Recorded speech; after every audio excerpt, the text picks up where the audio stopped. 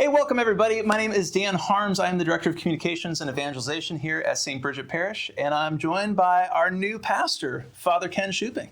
Pleasure to be here. Yeah. Hey, Father Ken, congratulations on your new installation. Well, thank you. We've got a couple of snapshots.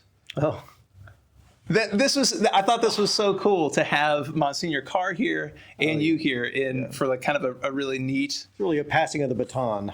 Yeah, it was really awesome. Have you ever been installed? It's my first time being installed as a pastor. I was actually pastor at 5 parishes before I got here, but there was never an official installation until this one. Well, it was really neat. It was great to have so many people in the community coming out, and I mean, it was awesome to see the church pretty much packed, and the commons were open. Yes.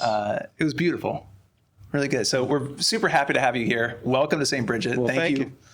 Thank you for being here. Yeah, absolutely. It's great. You recounted to me a conversation that you had with the bishop about one of the first things that seemed like we might have to address here. Do you care to? Yeah, well, I was talking with the bishop during the priest convocation, which is an annual gathering of priests every October. And he asked how things were going at St. Bridget. And I said, well, I've been talking with a number of people who are asking about changing the Mass times. And he just said, whoa, third rail, and just walked away and said, it's a dangerous thing to be changing the Mass times because you're going to upset some people no matter what the changes are. It is. It is. But I've been talking with Parish Council, and we think that's something we need to be getting into. Yeah. All right. So what we want to do today is kind of dive into what the plan is and what motivated the plan for changing Mass times. What are some of the drivers in there? And then what are things going to look like as we move forward?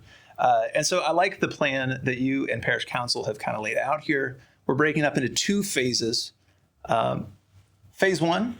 We're looking at beginning on November 28th, which is the beginning of Advent. Beginning of Advent, beginning of the new liturgical year in the church. So it's a good time for a new beginning.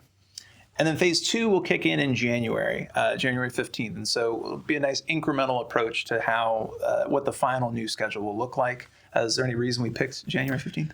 Yeah, that's based on the Christmas break at University of Richmond. Not everybody's aware, but we handle the Mass on campus over there also on Sunday evenings at 5 o'clock. During kind of between Thanksgiving and Christmas, there's no Mass on campus. So that gives us a little bit more flexibility to do things differently here. Excellent. So let's go ahead and dive into phase 1. This is what we'll be starting with the beginning of Advent, the beginning of the new liturgical year.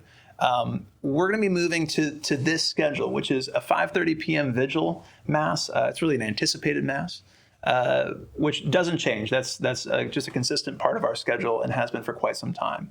But we will be moving on Sunday mornings to a 7:30, a 9, and an 11 a.m.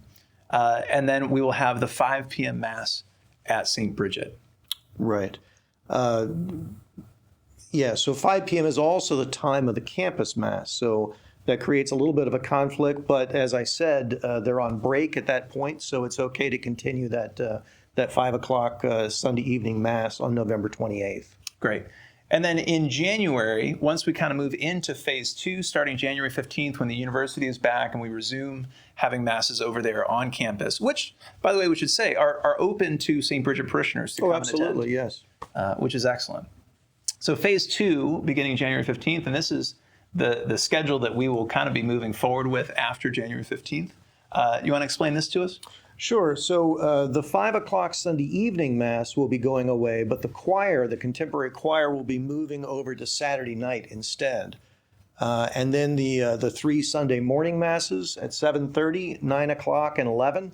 And then we've got the campus Mass at University of Richmond at 5 p.m., which is open to anyone to attend. So there's still going to be a 5 p.m. on Sunday evenings available to us, right, just down the road. And where do we hold it on that campus? It's in the chapel. It's a very large chapel. It's the size of our church, if not bigger. Yeah. So plenty of space for us. Beautiful. One of the things I think is really interesting and might help people understand why we'd be changing the times is that there are certain limitations on the number of liturgies or the number of Masses that a priest can celebrate in a given day. Right. Can you break down some of this? Is kind of cool Catholic factoid that I really enjoy. So can you break that down for me? Sure. So a priest can celebrate Mass every day just based on their ordination. A priest could celebrate a second Mass that day if the priest determines that there's a pastoral need for a second Mass. A priest can celebrate a third Mass if the bishop decides that there's a pastoral need. And our bishop has given us a blanket permission for priests to celebrate 3 Masses on Sunday and holy days. Excellent. And then, as I said, if you want to celebrate a 4th Mass, you'd have to get the Pope to approve of it.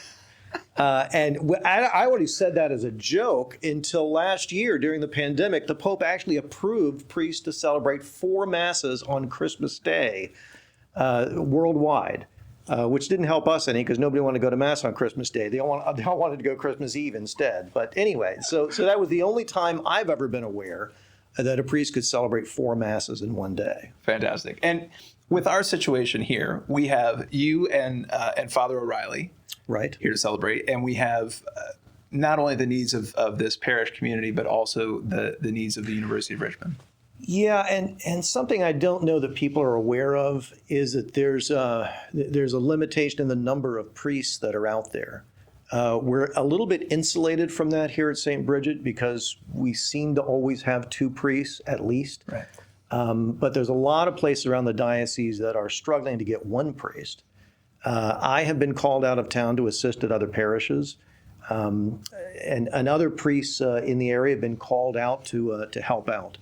So there's a strain on the system right now because there's not enough priests available. And I thought that was one of the interesting things that came up was if we're in a situation where both of our priests are, committed to liturgies at 5 p.m. on Sunday evening, one at the University of Richmond and one here at the parish.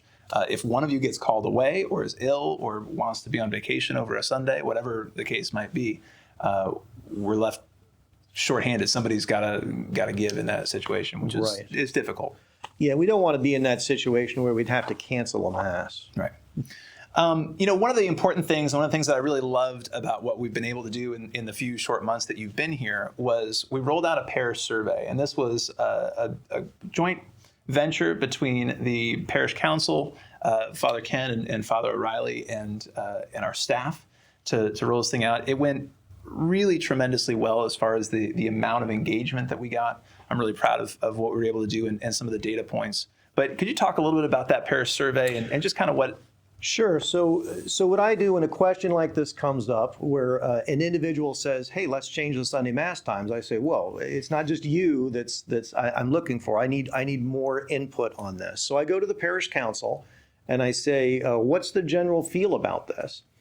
And parish council really supported the idea of having a survey, of going out and asking the broader congregation, what are the feelings about these different things? Not only about Mass times, about some other issues involved in coming back to Mass.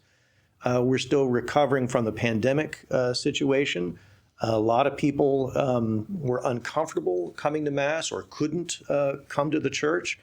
And a lot of people are still going through issues along those lines. So the survey was a good chance for us to get that input from people, not only about what time we should have Mass on Sundays, but also what are those related issues.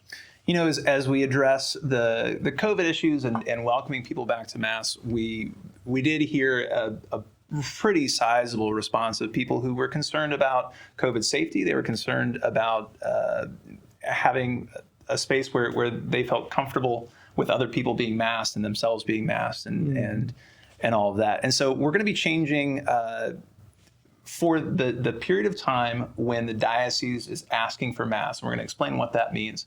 We're going to be offering masks and having them available at specific Masses. And so I just want to maybe dive into that real quick. So when we look at Mass, we're going to be looking at all school Masses currently. Right, because children have not had the opportunity to be vaccinated yet. And as a general policy, we're asking everyone in the school to be wearing masks. So it just makes sense that at Mass, when it's the school children, that everybody would be wearing masks there. Mm-hmm. We'll be looking at the 5:30 p.m. Saturday Mass. And when will that begin? When is kind of does this begin immediately, or is this with phase one? Well, we're already encouraging people to be wearing masks. Sure. Because this is a period that's known as high transmission in the Richmond area. And that's specifically what the verbiage from the diocese has been given to us. It says that masks should be worn, and that's their language, not ours. It's from the diocesan website, and the diocese points to the Virginia Department of Health to help us determine when periods of high transmission are when we're in those times. So at this time of high transmission, masks should be worn in indoor public settings regardless of vaccinations status. But as you say, as the vaccines become more available, the children gets vaccinated. Right. Hopefully, I think we're marching towards these numbers coming down and us getting out of that period, because we certainly don't want to be, doing things unnecessarily. It's just to be in line with the bishop. Yeah, the numbers are coming down, but they're not at a point where it's below that high transmission level. Right. And I can also say that the Mass on campus at University of Richmond also follows the policy of that school that says that everybody indoors should be wearing a mask. So everybody that comes to the 5 p.m. Mass on campus should plan to bring a mask. As we move into phase one, we will also be adding the 9 a.m. Mass. Will be a masked Mass. Right. What we found on the survey was the 9 o'clock Sunday morning time particularly appealed to families. And since we're talking about a large number of children and children have not been vaccinated, that would be a particularly a focus of wearing masks. Which that vaccine was just approved last night. So depending That's on right. when you're watching this, that should be changing very quickly, and hopefully we'll move. Hopefully it will. Yeah. As we talk about families and we talk about, we have a new coordinator of youth ministry. We've got a lot of things coming back to life and going on within faith formation. We're looking at, even facility-wise, changing some things around to meet the needs of our families. Can you speak a little bit about that?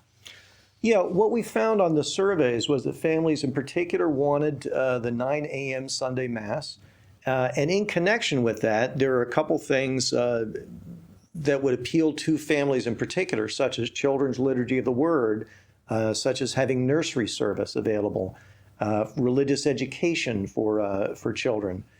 So we're going to try to tie those things into connected with that 9 a.m. Mass.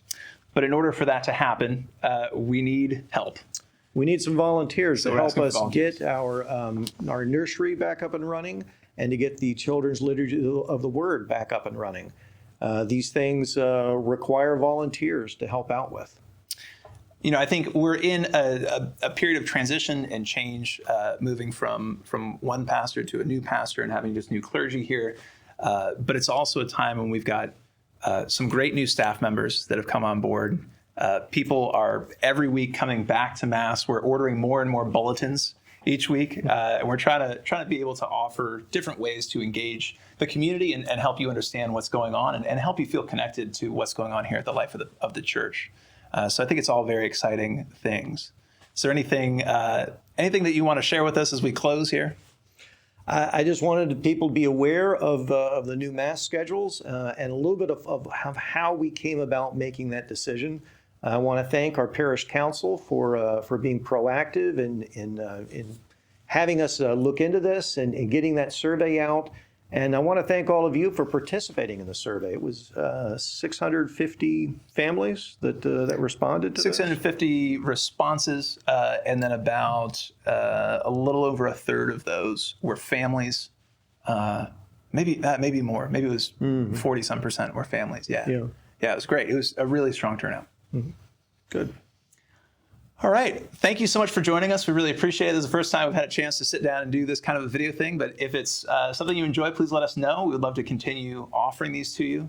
I think you want to keep offering these. Sure. Why not? All right. God bless you. And thank you so much for being a part of our parish here at St. Bridget.